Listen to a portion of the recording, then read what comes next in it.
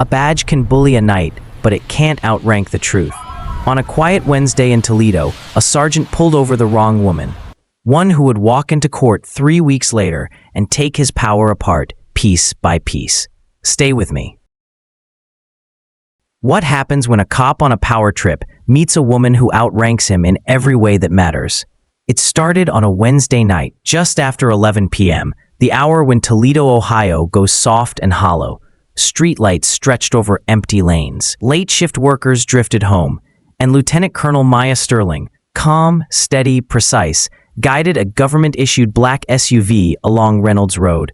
No loud music, no weaving, no rush, just the soft hum of tires and the thought of sleep when she got home from a base meeting 2 hours south.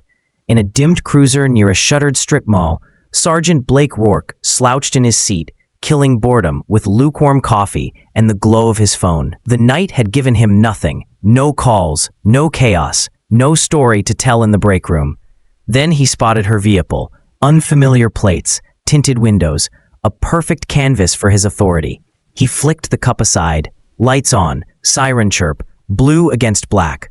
Maya saw the flash in her mirror and signaled. She eased to the curb, shutting the engine off, hands open and high on the wheel. Textbook calm. The cruiser door slammed. A silhouette approached, broad and hard, with a flashlight in one hand and the other resting near his holster. He didn't come to the passenger side. He came straight to her window. License and registration. No greeting, no reason. Maya rolled the window halfway. "Officer, may I ask why I was stopped?" The flashlight washed her face. "You were drifting between lanes, no signal. Looked like you might have been drinking." "I wasn't," she said, level as a line. "License and registration," he repeated, louder this time, like volume could make the truth bend. She kept everything deliberate, measured, the way 22 years of service had trained her. She retrieved the documents, then added, "This is a government vehicle. I'm a federal employee." Weirk glanced at the ID, saw the military seal. "That doesn't put you above the law," he said, a smirk in his voice. "I never said it did." His tone sharpened. "Step out of the vehicle." "On what grounds?" Maya asked. "I've cooperated. I haven't been drinking. I'd like to know the reason." "You're refusing a lawful order," he snapped, moving closer. "I'm asking for an explanation." He didn't like that. He yanked her door himself. "Out, now." Maya's jaw tensed, but her voice didn't. She tilted her phone just enough for the lens to see and tapped record. "For the record," she said, "this interaction is being documented." A flicker crossed Rourke's face.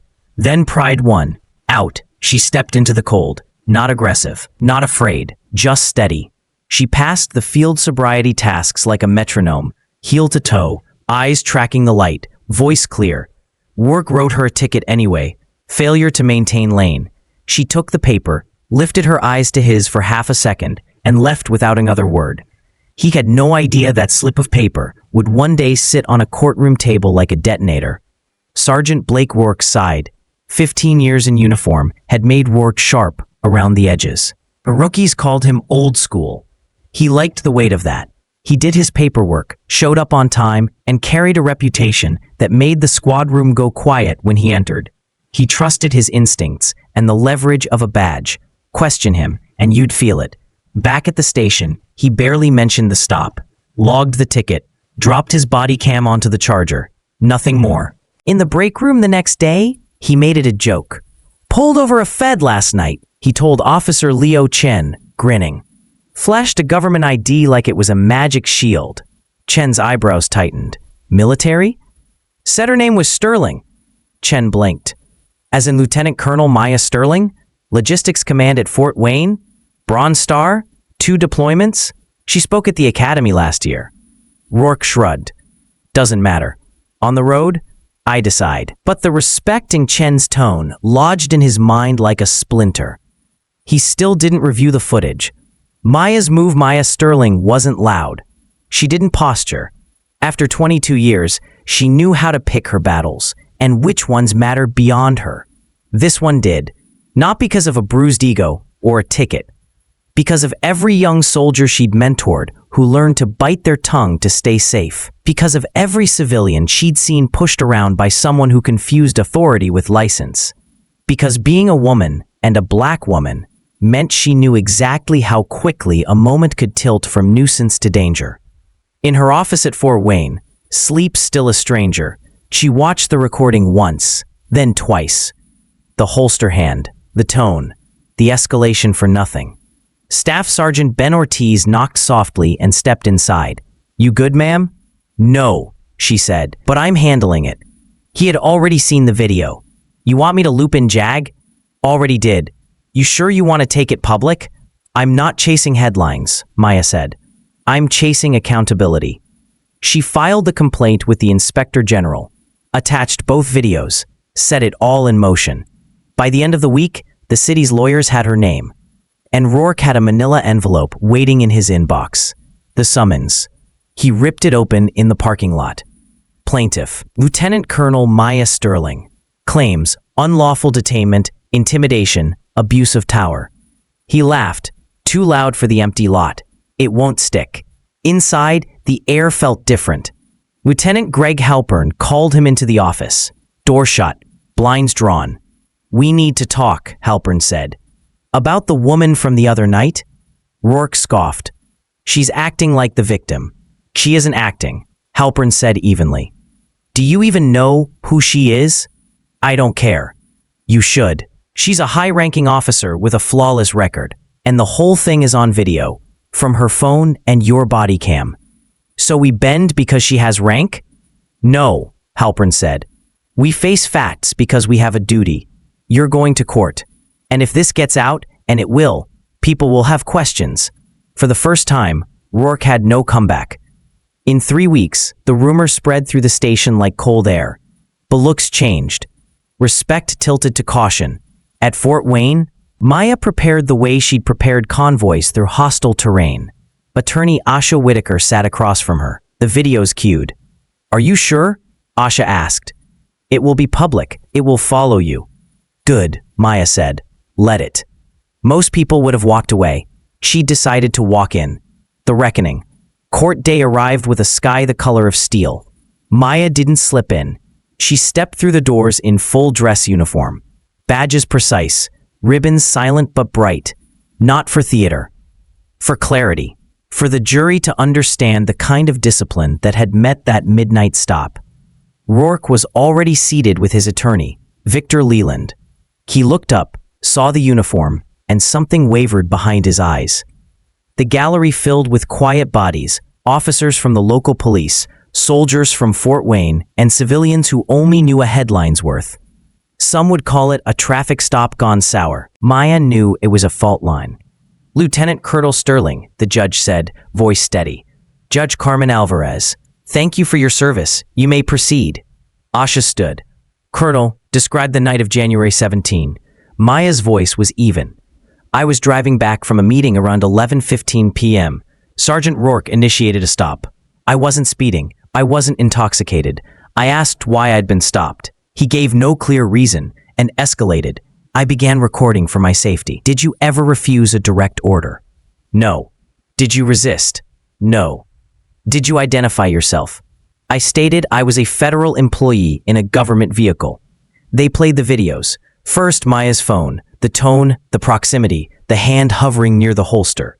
Then Rourke's body cam, light spearing her face, commands stacked on commands, professionalism left behind. The room felt different when the screens went dark. Leland tried to soften the edges.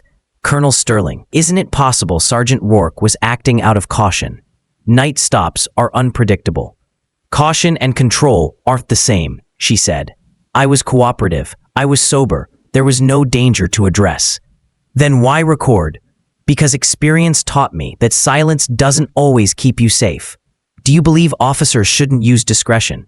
"I believe discretion without self-control turns into abuse." Even the judge paused at that. Rourke didn't take the stand. He watched his own posture loop on the screen and kept his jaw locked. The prosecutor didn't let him escape the simple questions. "Sergeant Rourke, why did you order her out of the car?"